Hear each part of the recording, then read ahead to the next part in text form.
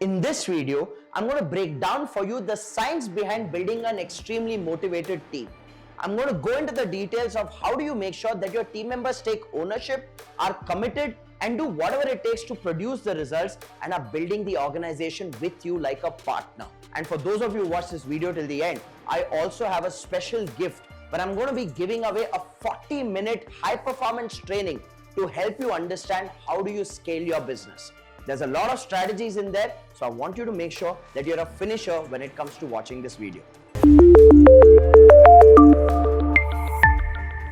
Now, when we think about motivating team members, the normal notion is that there's only one thing that motivates employees to do their best.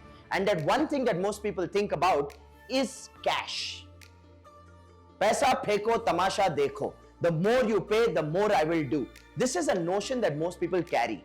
But there was an interesting experiment done by a bunch of human behavioral scientists from Stanford University right here in India. They took a bunch of employees of an organization in Madurai in Tamil Nadu and they created an environment where they say, higher the performance, higher the pay. Guess what? Even after having an equation where people get paid a lot of money, when they perform better, they realize that higher the pay, lower the performance. Now they replicated this study across different parts of the world and the reports and the result was the same. Money does not motivate people to do their best every single day. Money can create a temporary spike in people's performance, but then people go back to the same old ways of doing things. So they said, you got to pay people enough.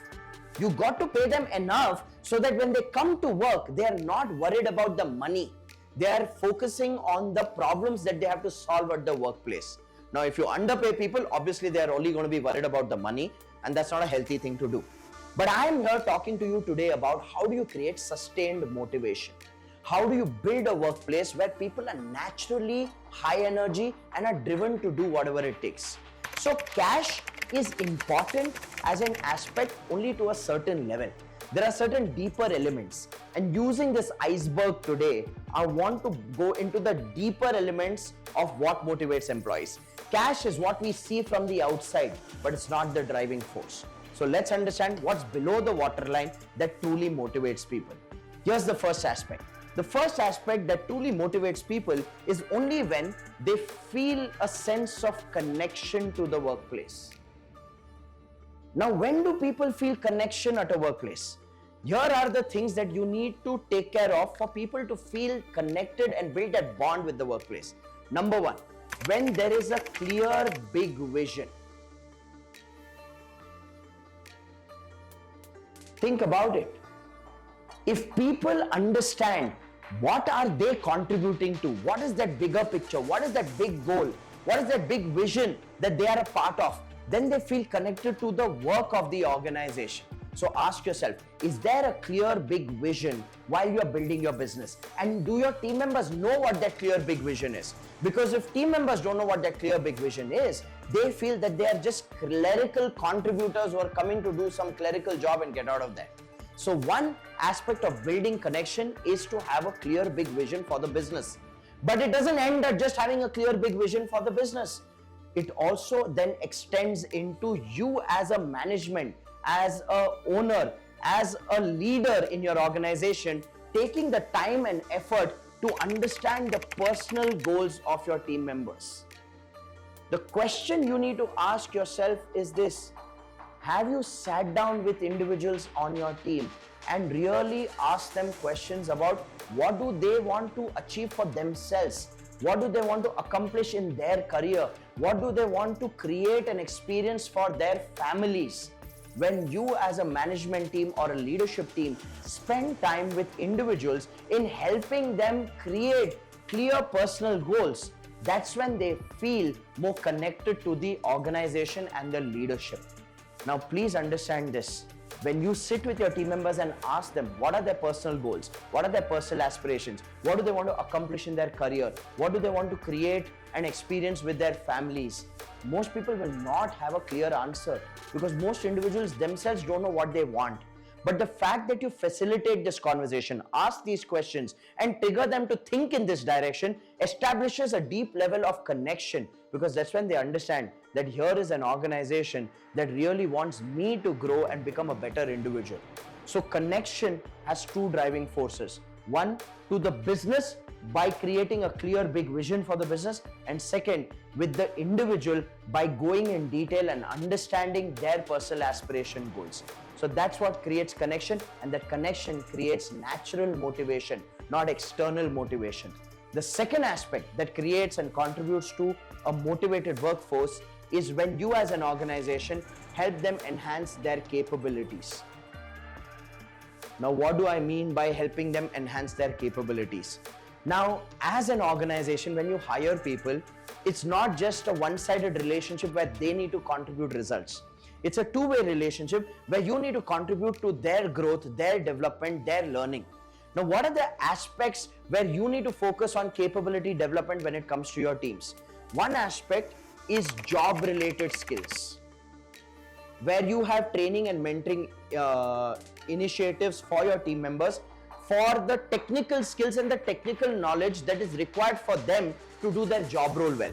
So for a salesperson, it would be sales training, negotiation training, presentation training, objection handling training, closing training. Those are job related skills for a salesperson. So at the end of the day, based on different job roles, you need to break down what are the critical skills and knowledge required and have job related training and mentoring initiatives to enhance people capabilities. But it's not just job related capabilities that you need to focus on. Apart from job related capabilities, you also need to train and mentor your team members on what I call interpersonal capabilities.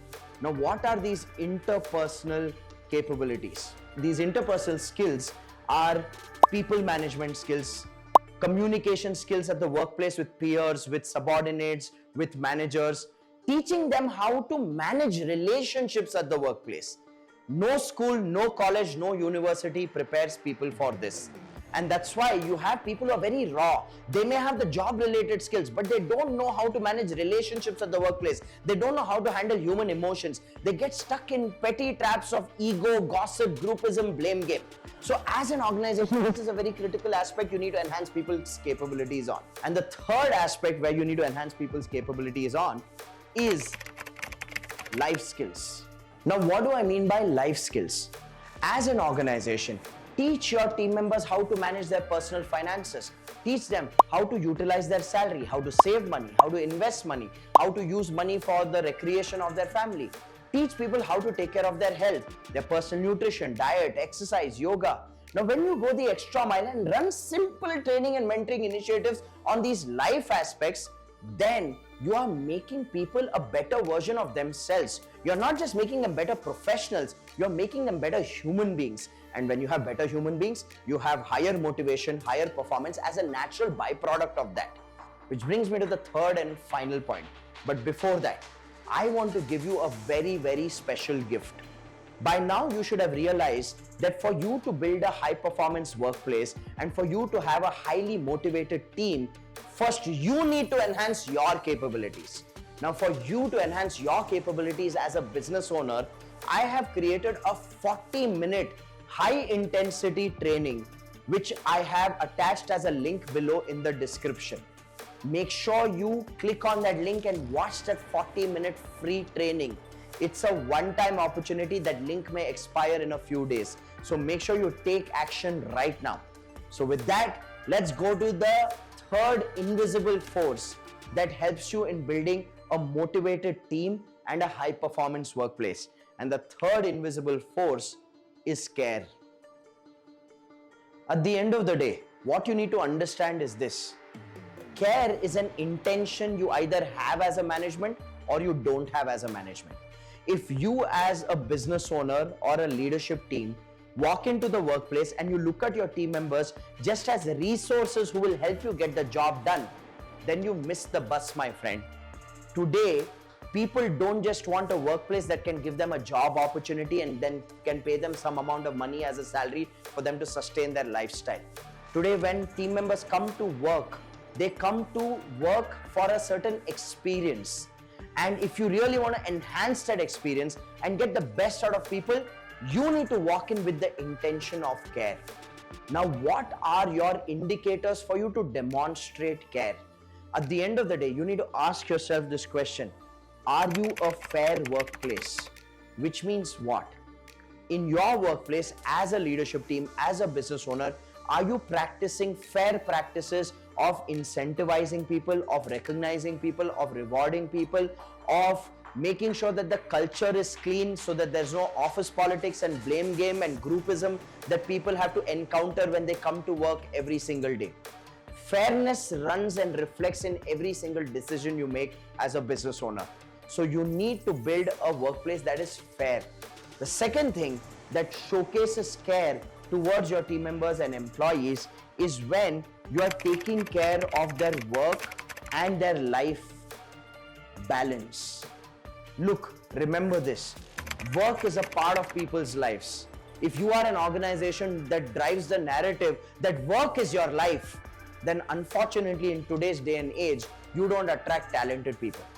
Talented people today want to focus on high quality living. And a part of that high quality living is contributed when the workplace acknowledges and understands that people have a life beyond work. So expecting your team members to work on weekends, expecting your team members to stay back every single day and work till late hours of the night, expecting your team members to sacrifice their holidays, or expecting your team members to come to work even though they are unwell, it's not going to work. We are in 2023. We are not in 1993 where you can exploit people and get work done. So you got to take care of people's work and their life beyond work as well as an organization, so you attract, retain and build a highly motivated workforce. And the third and final element that showcases care to your team members is the fact that are you being a workplace that celebrates people? There was a study that was done with high performers who had quit their jobs. And when the reason was dissected on what led high performers who were doing well on the job to quit their jobs, the number one reason was that they felt that they were not acknowledged enough, they were not celebrated enough. See, there's a very nice quote I once heard from a team member in an organization I was coaching. They said, "Sir, my boss abuses me and brings the roof down when I don't do what I'm supposed to do. But when I'm doing what I'm supposed to do, they don't even tell me that I'm doing what I'm supposed to do. So how do I know if I'm contributing or not?" That's a very valid question that a lot of people have when they are contributing. Am I doing the right thing? Am I adding value? Am I being able to contribute to this workplace? And if you don't have a culture of celebrating people, acknowledging them, recognizing them, then naturally people don't feel motivated even though they are doing the right things. You need to let people know how important they are, how valuable they are, how precious their contribution is, so that they know what more to continue doing. But if you don't celebrate them, then you'll have your highly capable team members, highly contributing team members over a period of time losing motivation and morale and eventually quitting the organization. So when you celebrate, it shows that you care for the contribution that they provide. So these are the elements. The combination of all these forces is what helps you build a highly motivated team. I hope you got some actionable insights to implement at your workplace and increase the ownership and motivation level of your existing teams. Now, while you've learned from this video, make sure you go to the description of this video and click on the link where I've done a 40-minute free training to break down for you how do you build a scalable and a profitable business. Watch that video and let's continue the journey of working together.